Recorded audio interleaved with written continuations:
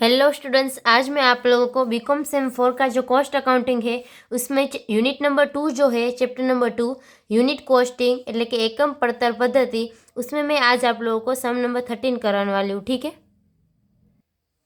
तो अभी यहाँ पे इस समय ऐसा बोला गया है कि X limited is manufacturing machine and the following details are finished in respect of 200 machines manufactured during the year 2011। ठीक है, तो अभी यहाँ पे એટલે કે એક્સ કંપની યંત્રો બનાવે છે અને 2011ના વર્ષ દરમિયાન તૈયાર કરેલ 200 યંત્રો અંગે નીચેની માહિતી આપેલી છે।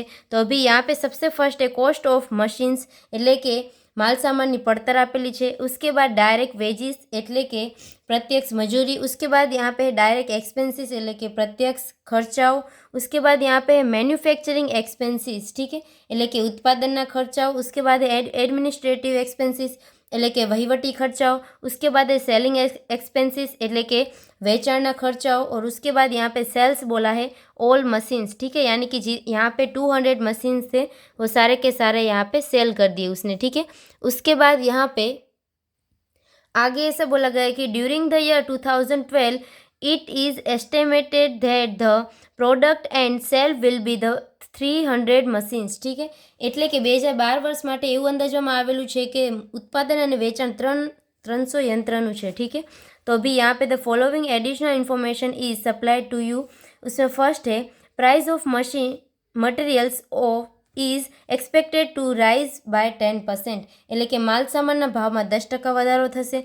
उसके बाद यहाँ पे है direct wages and direct expenses will increase by 20% per unit. ठीक है, એટલે કે प्रत्यक्ष मजूरी અને प्रत्यक्ष खर्चाओ एकम दीठ 20% વધારો થશે। उसके बाद यहाँ पे manufacturing expenses will rise in proportions to the combined cost of materials and wages, એટલે કે उत्पादन खर्चा माल सामान અને મજૂરીની સંયુક્ત પડતરના પ્રમાણમાં વધશે। उसके बाद फोर्थ है यहाँ पे administrative expenses will increase bye 36,000, એટલે કે જે વહીવટી ખર્ચાઓ જે છે તે 36,000 થી વધારો થશે। उसके बाद फिफ्थ नंबर का यहाँ पे है selling expenses will increase bye ₹50 पर मशीन्स, એટલે કે વેચાણ ખર્ચાઓ यंत्र દીઠ 50 લેખે વધશે। उसके बाद यहाँ पे है you have the prepare a cost sheet showing per units cost and for the year 2012 showing the price at which machine should be sold so as to earn the same rate of profit on selling price as in the year 2011। ठीक है, એટલે કે 2011 વર્ષમાં વેચાણ કિંમત ઉપર જે દરે નફો મળ્યો હતો તે દરે નફો મેળવવા માટે યંત્રની કઈ કિંમતે વેચવું જોઈએ તે દર્શાવતું પડતરનું પત્રક 2012 માટે बनावानु छे। ठीक है, तो अभी यहाँ पे सबसे फर्स्ट हम लोग यहाँ पे आप लोगों को इस तरह से कॉस्ट शीट बनानी है। ठीक है, तो यहाँ पे ऊपर आपको लिखना है कि स्टेटमेंट शोइंग कॉस्ट शीट। ठीक है, तो अभी यहाँ पे सबसे फर्स्ट क्या आएगा, तो सबसे फर्स्ट आएगा डायरेक्ट मटेरियल्स એટલે કે प्रत्यक्ष माल सामान। उसके बाद डायरेक्ट वेजिस प्रत्यक्ष मजूरी। उसके बाद यहाँ पे आएगा डायरेक्ट एक्सपेंसिस એટલે કે प्रत्यक्ष खर्चाओं। तो इन तीनों को हम लोग ऐड करेंगे तो यहाँ पे हमें मिलेगा प्राइम कॉस्ट। ठीक है, એટલે કે प्राथमिक પડતર। ठीक है, उसके बाद आगे हम लोग बढ़ते सेकंड नंबर का आपको यहाँ पे लिखना होगा फैक्ट्री एंड वर्क ओवरहेड्स એટલે કે कारखानाओं परोक्ष खर्चाओं। तो ये जब भी हम लोग प्राइम कॉस्ट जो होता है उसमें ऐड करेंगे फैक्ट्री ओवरहेड्स तो हमें यहाँ पे मिलेगा फैक्ट्री कॉस्ट। ठीक है, એટલે કે कारखाना પડતર મળશે। उसके बाद यहाँ पे थर्ड नंबर का हम लोग ऐड करेंगे फैक्ट्री कॉस्ट में कौन सा ऐड करेंगे, तो अभी थर्ड नंबर का ऑफिस एंड एडमिनिस्ट्रेटिव ओवरहेड्स એટલે કે ऑफिस અને વહીવટી ખર્ચાઓ। ठीक है, वो हम लोग ऐड करेंगे तो हमें यहाँ पे मिलेगा कॉस्ट ऑफ प्रोडक्शन। ठीक है, એટલે કે उत्पादनનું પડતર। उसके बाद यहाँ पे उसमें हम लोग क्या करेंगे, तो प्लस हम लोग करेंगे ओपनिंग स्टॉक ऑफ प्रोडक्शंस। ठीक है, फिनिश गुड्स यहाँ पे आएगा फिनिश गुड्स। उसके बाद इसमें से हम लोग माइनस करेंगे closing stock of finish goods. ठीक है, तो अभी यहाँ पे हमें क्या मिलेगा, कॉस्ट ऑफ प्रोडक्शन फिर से आएगा। ठीक है, उसके बाद इसमें हम लोग ऐड करेंगे सेलिंग एंड डिस्ट्रीब्यूशन ओवरहेड्स। तो फाइनली हमें यहाँ पे मिलेगा टोटल कॉस्ट। ठीक है, तो अभी ये जो कॉस्ट शीट है वो है फॉर 2011। ठीक है, 2011 के लिए ये कॉस्ट शीट यहाँ पे हम लोगों ने बनाई है। तो अभी यहाँ पे सबसे फर्स्ट आप लोगों को क्या करना है, तो ये जो कॉस्ट शीट बनाई उसके ऊपर कॉर्नर में आपको लिखना है प्रोडक्शन हमारा कितना है 200 और सेल भी सेम है यहाँ पे 200 का, ठीक है। उसके बाद यहाँ पे हम लोग आगे देखेंगे तो सबसे फर्स्ट यहाँ पे डायरेक्ट मटेरियल्स हमें दिया है 1,80,000 का, ठीक है। यहाँ पे आपको बोला है कॉस्ट ऑफ मटेरियल्स, यानी कि डायरेक्ट मटेरियल्स ही होता है, ठीक है। तो वो आपको यहाँ पे दिया है 1,80,000। तो यहाँ पे आपको लिखना होगा टोटल रुपीज़ में, ठीक है, 1,80,000। उसके बाद यहाँ पे डायरेक्ट वेजेस आपको बोला है 2 लाख का है, ठीक है। तो डायरेक्ट वेजेस जो है उसमें आपको यहाँ पे लिखना होगा 2 लाख। उसके बाद डायरेक्ट एक्सपेंसेस यहाँ पे आप लोगों को दिया है 70,000 का, ठीक है। तो 70,000 अभी इन तीनों को आप लोग ऐड करेंगे तो यहाँ पे आपको मिलेगा प्राइम कॉस्ट, ठीक है। तो अभी यहाँ पे सबसे फर्स्ट इन तीनों का टोटल करने से पहले आपको यहाँ पे क्या करना होगा, तो ये आपको टोटल रुपीस मिले, इसको डिवाइड आपको 200 से करना है। हमारा प्रोडक्शन जितना है उतने से हमें यहाँ पे डिवाइड करना है, ठीक है। तो सबसे फर्स्ट यहाँ पे 1,80,000 को डिवाइड हम लोग 200 से करेंगे तो हमारा यहाँ पे 900 आया पर यूनिट, ठीक है। उसके बाद यहाँ पे 2 लाख डिवाइडेड बाय 200 तो यहाँ पे आएगा 1,000। उसके बाद यहाँ पे 70,000 डिवाइडेड बाय 200 तो यहाँ पे आंसर आएगा 350, ठीक है। उसके बाद इन तीनों का भी हम लोग ऐड करेंगे तो 1,80,000 प्लस 2 लाख प्लस 70,000 तो आपका यहाँ पे आंसर आएगा 4,50,000, ठीक है। अभी इसको डिवाइड हम लोग 200 से करेंगे तो हमारा आंसर मिलेगा 2250। अगर आप लोग यहाँ पे ये जो मैंने यहाँ पे डिवाइड किया, अगर आप पर यूनिट जो है उसका कॉलम का टोटल करेंगे तो यहाँ पे भी सेम आंसर आएगा 2250, ठीक है।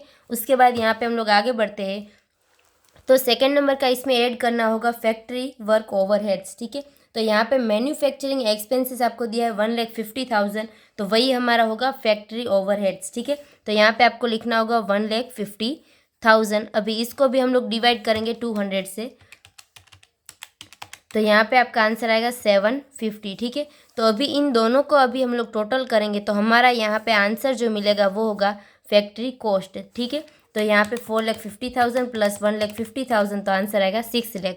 तो यहाँ पे आपको लिखना होगा 6 लाख, उसको डिवाइड 200 से करना है तो आंसर आएगा 3,000, ठीक है। उसके बाद आगे हम लोग बढ़ते हैं, आगे यहाँ पे एडमिनिस्ट्रेटिव एक्सपेंसेस बोला है, ठीक है।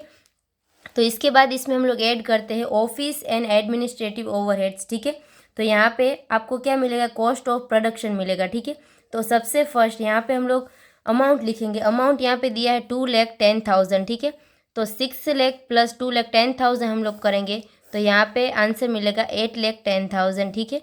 और 2,10,000 को डिवाइड हम लोग 200 से करेंगे तो 1050 हमें यहाँ पे मिलेगी पर यूनिट की अमाउंट, ठीक है। उसके बाद अभी हम लोग 8,10,000 को डिवाइड 200 से करेंगे तो हमें 4050 फाइनल आंसर मिलेगा, ठीक है। उसके बाद यहाँ पे आगे हम लोग क्या करेंगे, तो उसमें प्लस करेंगे opening stock of finish goods और उसके बाद माइनस करेंगे closing stock of finish goods, ठीक है।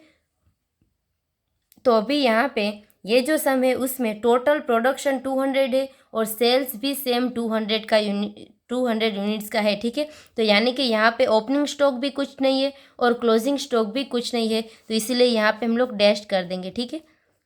और अगर बाय चांस यहाँ पे क्लोजिंग स्टॉक हमारा होता तो जितना भी क्लोजिंग स्टॉक होता उसको हम लोग मल्टीप्लाई करते ये जो पर यूनिट की अमाउंट है उससे, ठीक है। अभी इसके बाद हम लोग वो भी देखेंगे।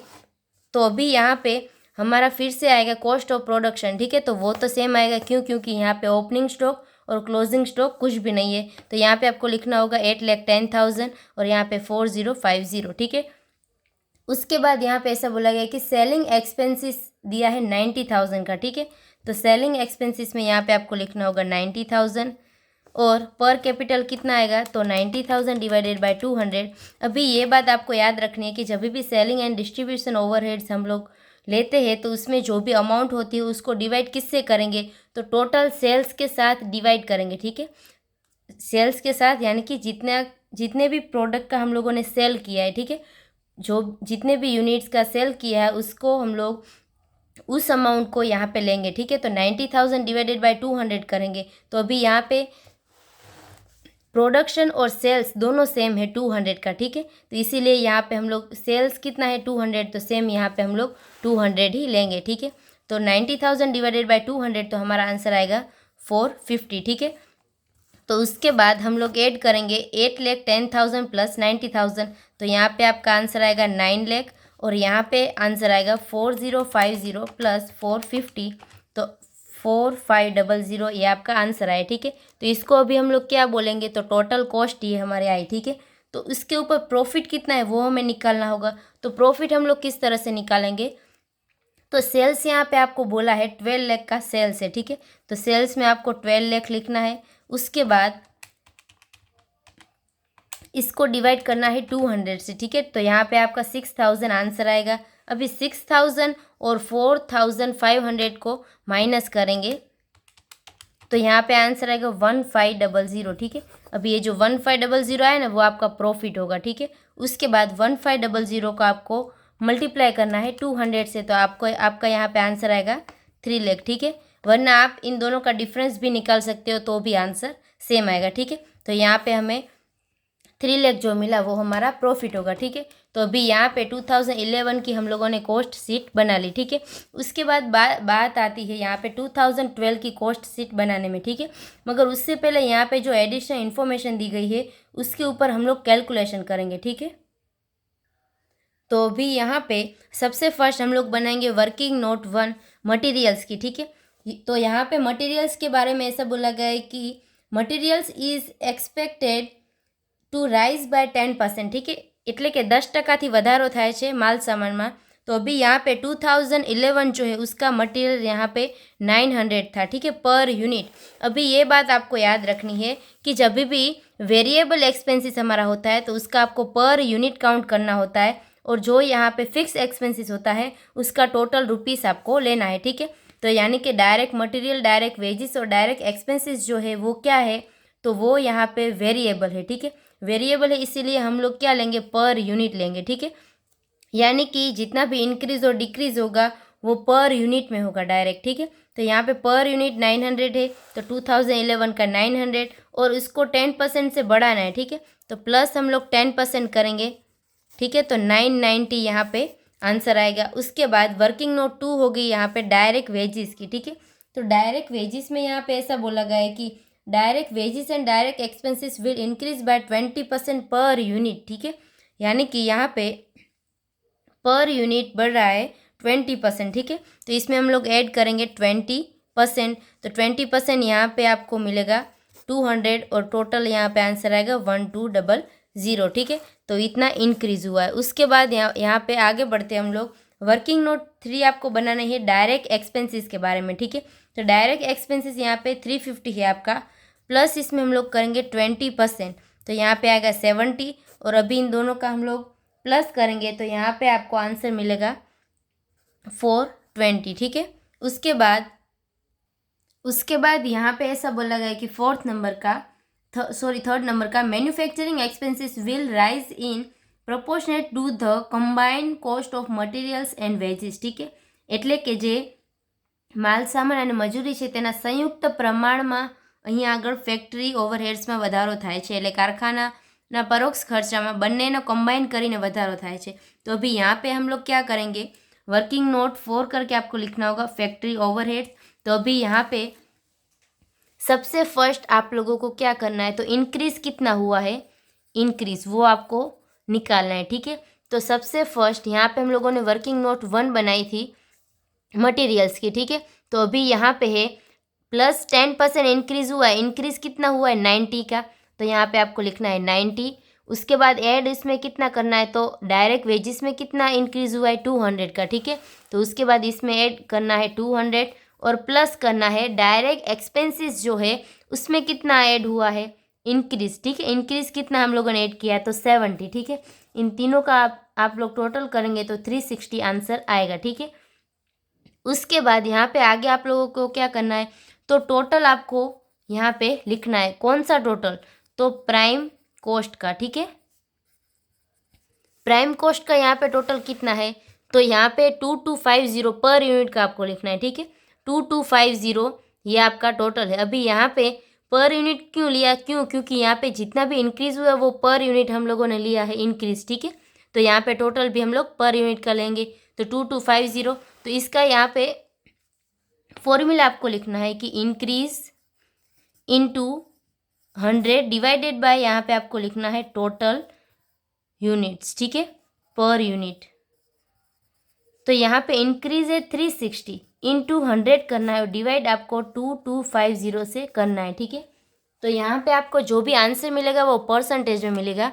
360 इंटू 100 उसको डिवाइड करना है 2250 से, तो आंसर आया 16%, ठीक है, 16%। तो अभी इसका हम लोग इंक्रीज किस तरह से करेंगे, तो यहाँ पे आप लोग देख सकते हो कि फैक्ट्री ओवरहेड्स जो हमारा है वो 750 है, ठीक है। तो 750 जो है उसमें हम लोग इंक्रीज करेंगे 16% का, ठीक है। तो यहाँ पे आप लोगों को लिखना है 750 प्लस 16% कितना होगा, तो 750 इंटू 16% होगा 120। तो 120 इसमें ऐड करना है, तो यहाँ पे आंसर आएगा 870, ठीक है। तो जो भी हम लोग नई कॉस्ट शीट बनाएंगे 2012 के लिए, उसमें आपको पर यूनिट में ये आंसर लिखना होगा, ठीक है। उसके बाद यहाँ पे आगे ऐसा बोला गया है कि administrative expenses will be increase by 36,000, ठीक है। तो यहाँ पे आप लोगों को वर्किंग नोट 5 में क्या करना है, तो आपका ऑफिस एक्सपेंसेस जो है ओवरहेड्स वो 2,10,000 का है, उसमें डायरेक्ट ऐड करना है 36,000 का इंक्रीज, ठीक है। तो यहाँ पे आंसर आएगा 2,46,000, ठीक है। तो ये होगा वर्किंग नोट 5। उसके बाद यहाँ पे selling expenses will increase bye ₹50 पर मशीन, ठीक है। तो पर मशीन में 50 रुपीज़ बढ़ा है। तो उसके बाद यहाँ पे आप लोगों को देखना है कि सेलिंग एंड डिस्ट्रीब्यूशन ओवरहेड जो है उसमें आपका सेल्स कितना है, ठीक है, सेल्स। तो उसके पहले यहाँ पे टोटल कॉस्ट आपकी कितनी आई थी, 450 आई थी, ठीक है। तो इसमें से बोल रहा है कि 50 रुपीज़ हमें पर यूनिट में ऐड करना है, ठीक है, वो इंक्रीज़ हो रहा है। तो यानी कि 250 में हम लोग ऐड करेंगे 50 रुपीज़, ठीक है। तो यहाँ पे आप लोगों को वर्किंग नोट 6 बना के लिखना होगा कि 450 जो है पर यूनिट का टोटल कॉस्ट का 450 है टोटल, ठीक है। तो इसमें हम लोग प्लस करेंगे 50 रुपीज़, ठीक है। क्योंकि यहाँ पे बोला है कि पर यूनिट में 50 रुपीज़ बढ़ रहा है, ठीक है, इंक्रीज़ हो रहा है। तो यहाँ पे आंसर आएगा 500, ठीक है। तो ये हो गया वर्किंग नंबर 6। उसके बाद यहाँ पे हम लोग बनाएंगे कॉस्ट शीट।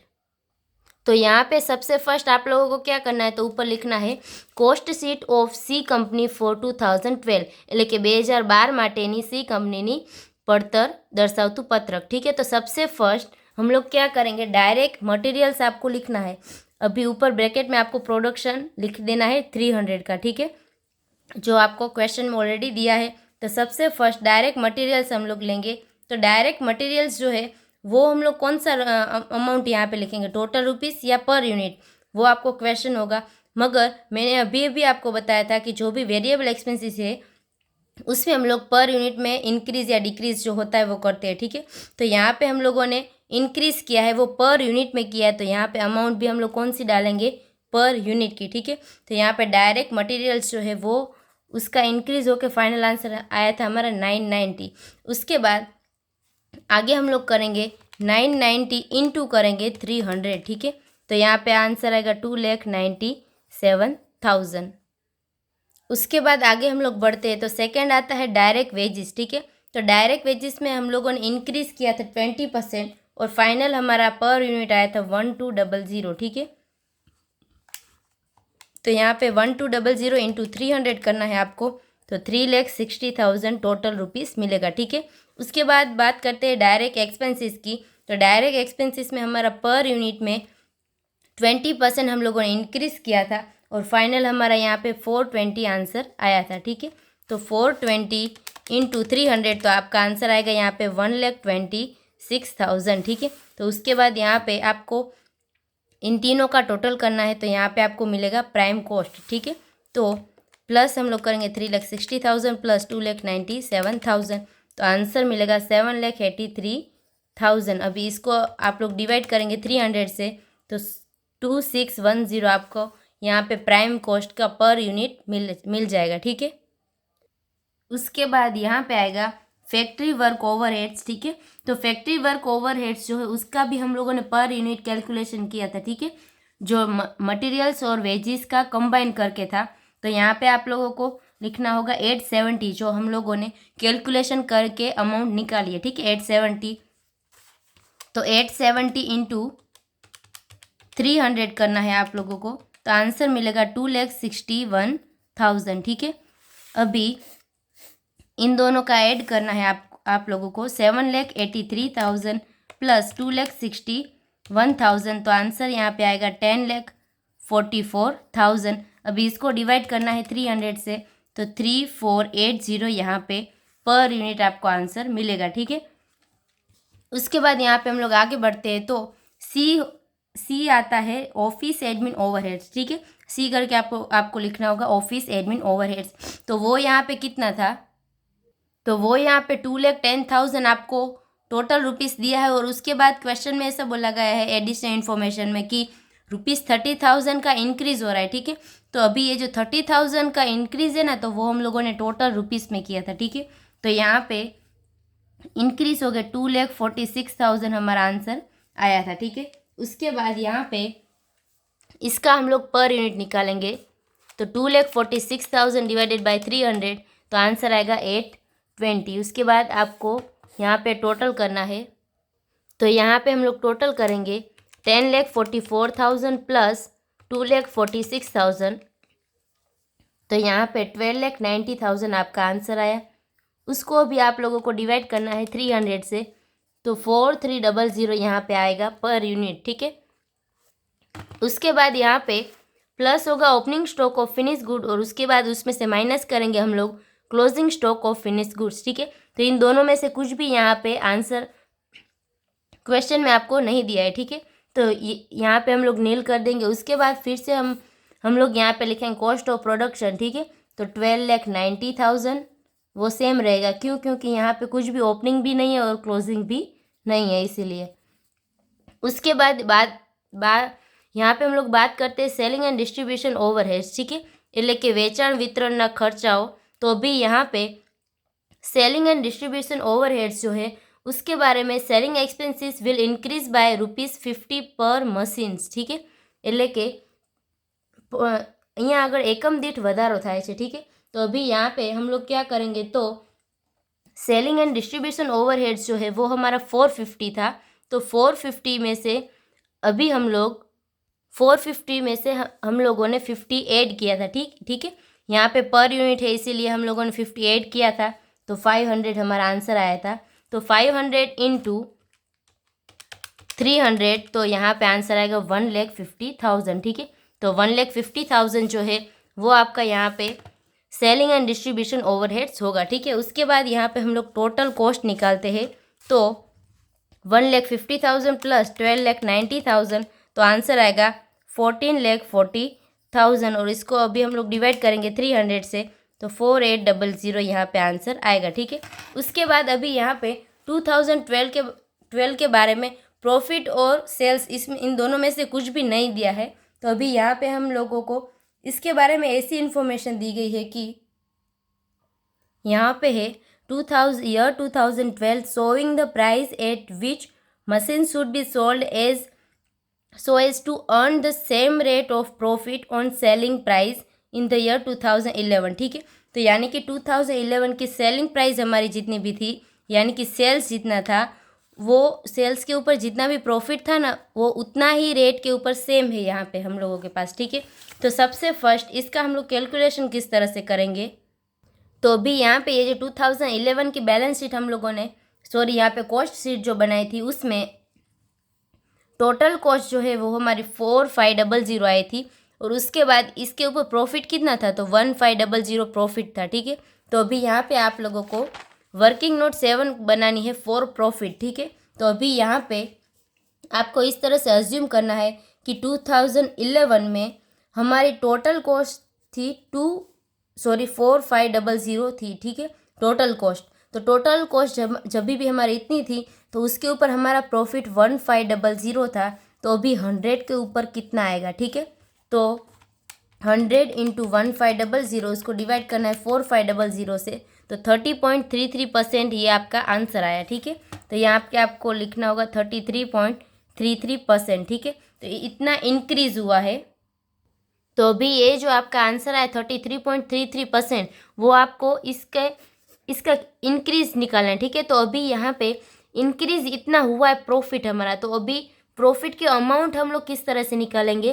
तो यहाँ पे 2012 की जो बैलेंस शीट, सॉरी यहाँ पे कॉस्ट शीट हम लोगों ने जो बनाई, उसमें टोटल कॉस्ट कितना है 14,40,000 आंसर आया। ठीक है, तो अभी यहाँ पे 14,40,000 का इंटू 33.33% करके आपको आंसर निकालना है। ठीक है, तो इस तरह से आप लोग आंसर निकालेंगे तो 4,80,000 आंसर आएगा आपका। ठीक है, तो अभी यहाँ पे हम लोग लिखेंगे 4,80,000 क्या होगा हमारा प्रॉफिट। ठीक है, इसके बाद 4,80,000 को डिवाइड हम लोग 300 से करेंगे तो 1600 पर यूनिट हमें मिलेगा।